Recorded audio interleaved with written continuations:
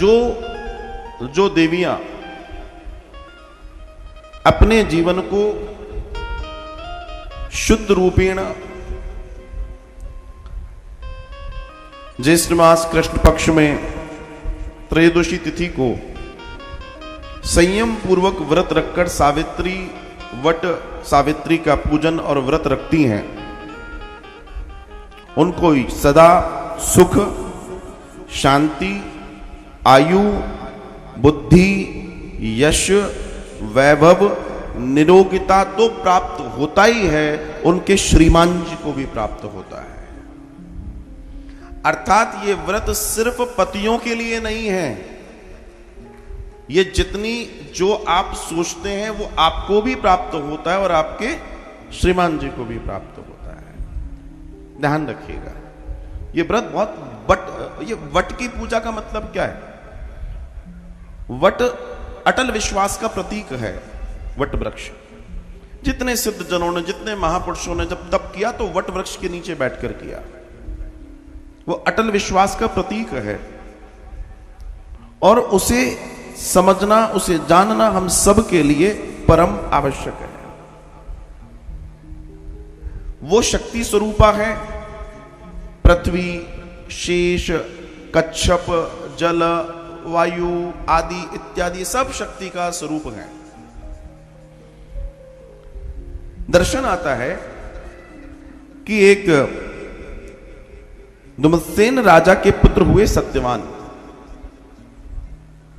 और जो सत्यवान है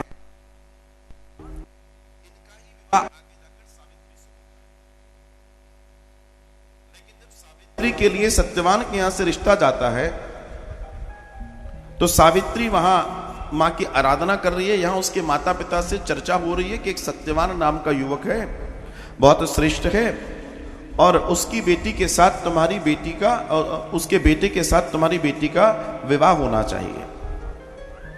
माता पिता ने हां कर दी।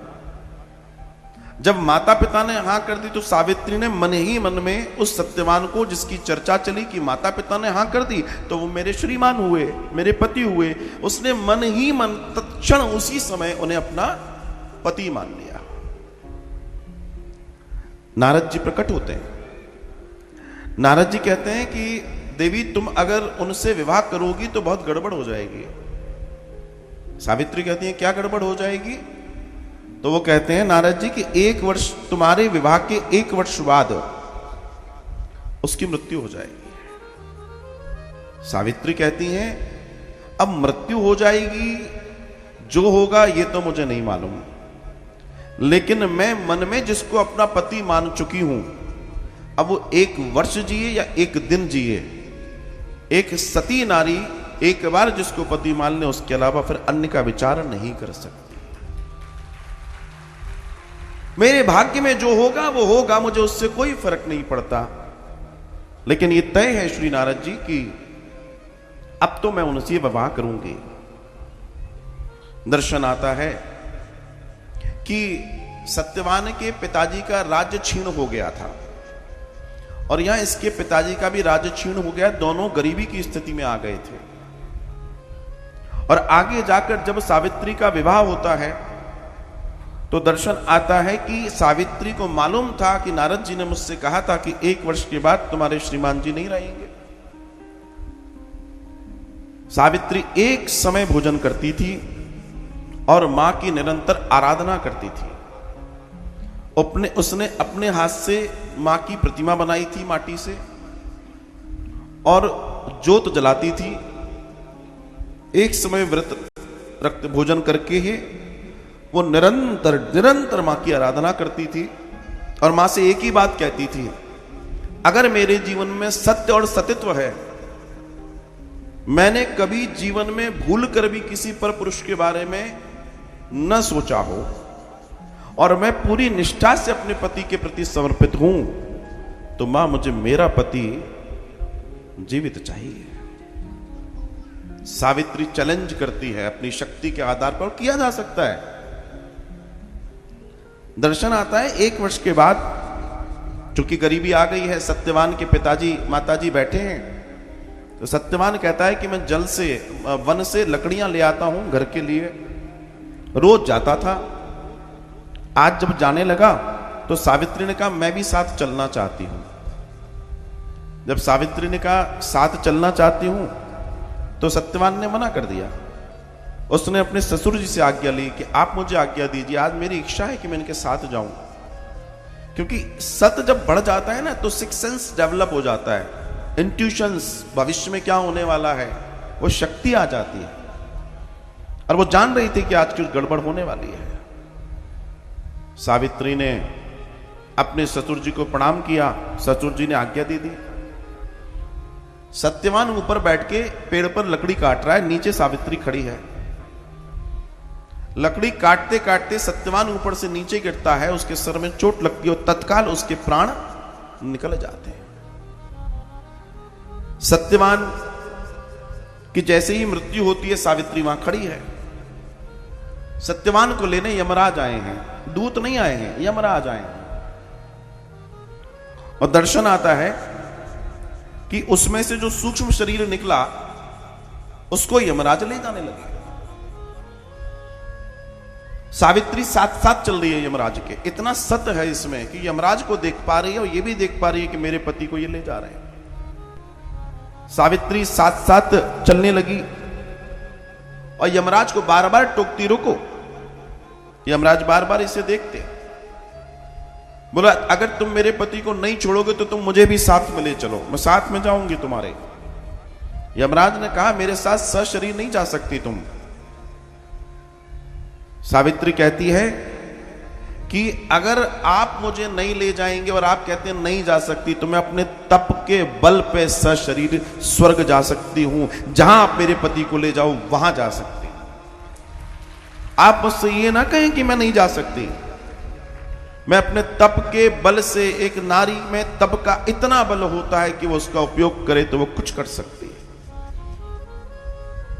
दर्शन आता है कि नारद जी बताते हैं कि नारायण कहते हैं कि सावित्री ने पूर्ण भाव से यमराज जी की स्तुति की, उनकी स्तुति गाई, उनका महिमा मंडन किया। यमराज साक्षात नारायण है। अब दर्शन आता है कि उन्होंने कहा कि तुम मेरे पति को कहां ले जाओगे? बोला पहले नरक ले जाऊंगा।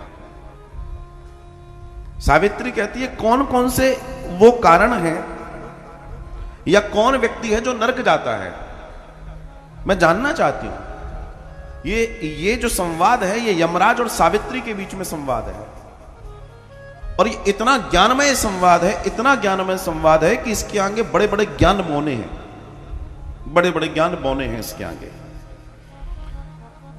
कौन कौन कारणों से ये सब कुछ है जो दिख रहा है, पूरी दुनिया जो दिखाई दे रही है। देखिए कितने इंटेलिजेंट प्रश्न पूछे उसने कि कौन कौन कारणों से सब कुछ है और जो व्यक्ति नरक जाता है तो क्यों जाता है, मैं जानना चाहती हूं। कृपा करके आप मुझे बताइए। मैं जानना चाहती हूं कि कर्म क्या है। अब हम प्रवेश कर रहे हैं तत्व ज्ञान में। इसको बोलते हैं तत्व ज्ञान, सांख्य योग।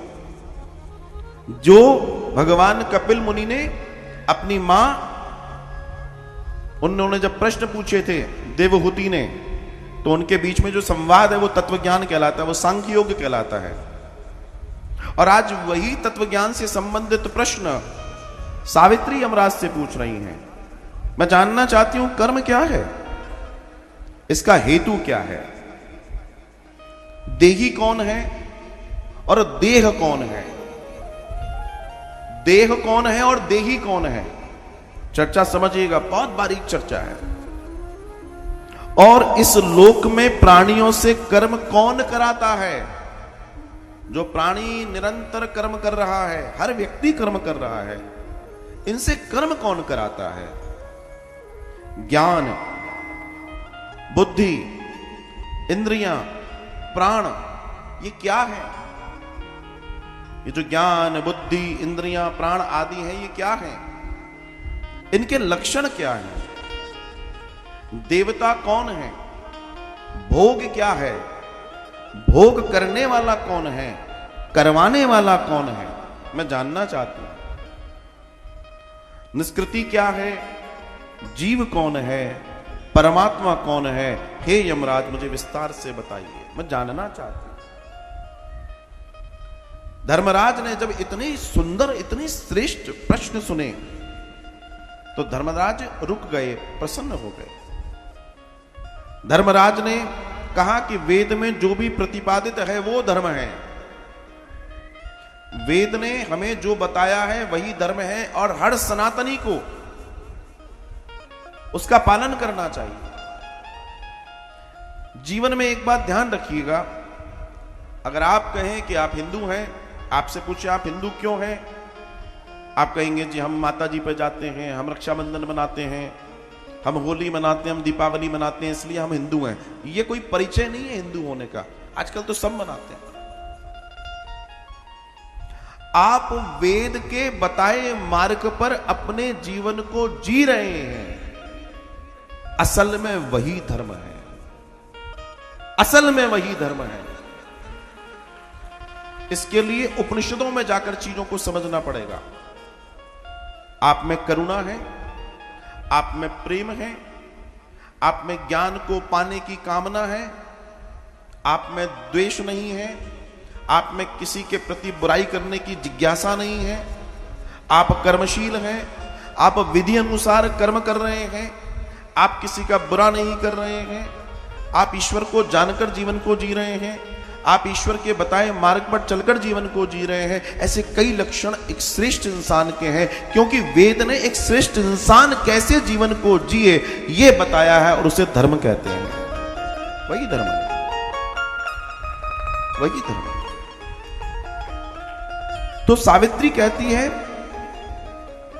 भगवान कहते हैं कि वेद में जो भी प्रतिपादित है वो धर्म है और वही कर्म मंगलकारी है, इसके विपरीत कर्म अशुभ है। मैंने पहले भी आपसे बोला, कर्म की परिभाषा में जब हम बात कर रहे थे तो कर्म का मतलब जो विधि ने बताया है, जो शास्त्रों ने बताया है, जो वेद ने बताया है वही कर्म है, और जो नहीं बताया है वो निषेध है। करने से तुम गलत कर्म भी करोगे, करने से तुम अच्छा कर्म भी करोगे, लेकिन करना कर्म नहीं है। जो नीतिगत कर्म है वही कर्म कहलाता है, बाकी सब निषेध है, वो गलत है। जो गलत है वो नहीं करना है, वो कर्म नहीं कहलाता। जीवन में ध्यान रखिएगा। दूसरा दर्शन, सावित्री ने पूछा कौन कौन से कर्मों से लोग नरक जाते हैं, कृपया विस्तार से बताइए, मैं जानना चाहती हूं। धर्मराज ने कहा मैं तुम्हारे प्रश्नों से प्रसन्न हूं, तुम सबसे पहले वर मांगो। इतने सुंदर तुमने प्रश्न करे हैं, भविष्य में जब इन प्रश्नों पर कोई सोचेगा, विचार करेगा तो उसके जीवन का कल्याण होगा। देवी तुम वर मांगो, तुम मुझसे क्या चाहती हो? हां, पर यह ध्यान रखना मैं तुम्हारे पति को जीवित नहीं करूंगा। सावित्री विदुषी थी, ज्ञानी थी, चतुर थी, सयानी थी, दिव्य थी, सती थी। तो कहा ठीक है, आपने कहा वर मांगो तो मैं वर मांगती हूं। मेरा वर सुनिए जो मैं आपसे चाहती हूं कि मेरे पति सत्यवान से मुझे 100 पुत्र हो। पति तो मर गया है, कह रही है आपने कहा वर मांगो, तो मेरे पति सत्यवान से मुझे 100 पुत्र हो, मेरे ससुर का राज्य वापस हो, उसके नेत्र चले गए थे किसी युद्ध में, नेत्र वापस आ जाएं, और मेरे पिता को भी 100 पुत्र हो। इसके कोई भाई नहीं था, और इसने वो डिमांड कर दी जो एक चतुर व्यक्ति कर सकता है। सुनकर धर्मराज बड़े प्रसन्न हुए, मुस्कुराए, उसकी चतुराई पर मुस्कुराए।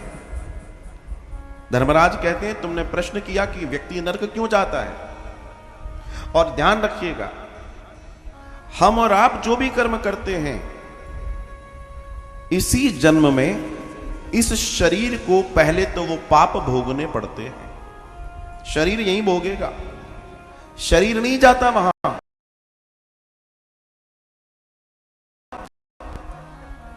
99,000 योजन, ये जो दक्षिण दिशा है 99,000 इंटू 12 इतना। उन्होंने कहा कि जो व्यक्ति पाप कर्म करता है वो नरक जाता है, जो शुभ कर्म करता है वो स्वर्ग जाता है। सीधी सीधी सी बात है, जो पाप कर्म करता है वो नरक जीता है, जो अच्छे कर्म करता है वो स्वर्ग जीता है। बहुत सिंपल सी बात है।